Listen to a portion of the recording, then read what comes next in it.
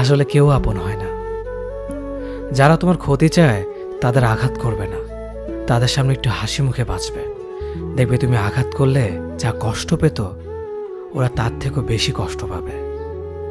যত মিশবে ততই মানুষ চিনবে, অভিনয় যে কত প্রকার হয় তা বুঝতে পারবে। সবাইকে তোমার সত্যতা জানানোর দরকার নেই, যে যা ভাবে তা নিয়ে সমালোচনা করতে দাও।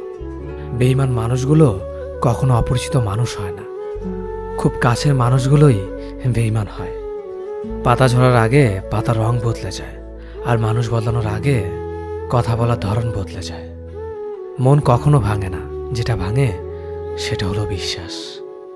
কেউ যদি তোমার সাথে কথা বলা বন্ধ করে দেয়, তাহলে বুঝে নিও তোমার পিছনে তারা তোমার নিন্দা করা শুরু করে দিয়েছে।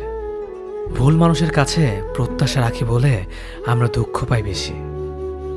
আপনি